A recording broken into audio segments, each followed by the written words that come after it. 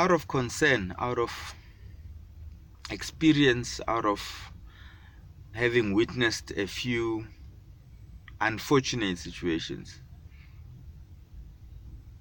I think as a parenting coach, I'm very passionate about how children end up behaving, choosing what they choose, the lifestyle they choose, making the decisions they make when they grow up.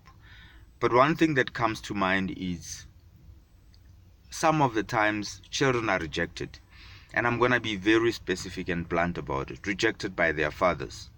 Be it that they were rejected because the father was not ready, was a teenage pregnancy, the teenage fathers didn't know what they were doing, or be it because the relationship ended sour, maybe there was a divorce that came about, be it rejected because somebody once uttered a word to say, I'm not even sure that you are my father.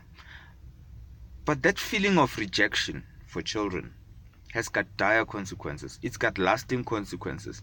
The consequences are so dire that it might be an intergenerational problem, intergenerational pain that we see. Just an example, simple example, when a young girl of 19, 18 falls pregnant, and they still have their life ahead of them, and there's certain interventions that come about from the family who might reject the child, who might reject the father, or who might decide we will raise the child without the father and all of that, or even take the child away from the mother itself. The pain that mother, that young woman goes through, do we even understand it?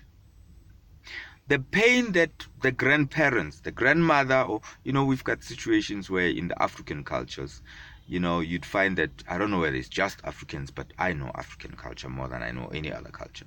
But you find that when a teenage pregnancy happens, the mother or the grandmother, who's supposed to be the grandmother, takes over the role of a mother and raises that child. But unfortunately, that, as a consequence of the situation, is a solution. But in the long term, they fail to even acknowledge to the child, to even inform the child of the true nature of how they came to be. Be it that it's a father who ran away, be it because they felt that it was the child couldn't take care of the child. But these arrangements, they last forever. And I am yet to see a situation where they say that a child is being brought forward to be told the truth, except in dire situations where the child is sick, they need bone marrow, they need blood donations and all of that. But the pain that grandmother goes through carrying that secret, the pain that the mother goes through watching the child grow, all of those things add up to how this mother turns out to be and how this child turns out to be. Yes, a lot of time we say, look, forget about the past, but trust me, it is not as easy as that. Every day I meet young mothers or young people who have gone through these through these periods where things were done, things were told in the interest of protecting them, but in the long run, there's never a moment to actually tell the child the truth. And now I'm saying the trauma of being abandoned by the parent, and now turning back to the father to say, when you walked away as a teenage father, do not forget that ultimately it's your responsibility to walk back into that child's life, to go and unchain that child, because decisions that have been made while you were not there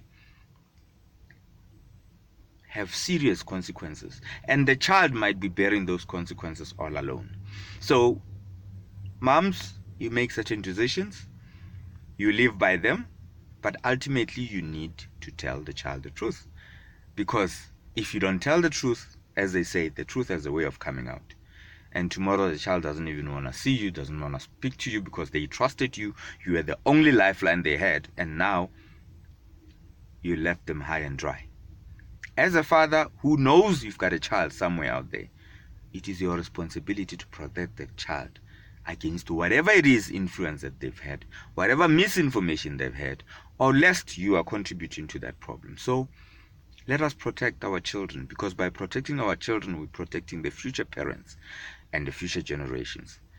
Our country, our communities, the world is so messed up because of certain decisions that were made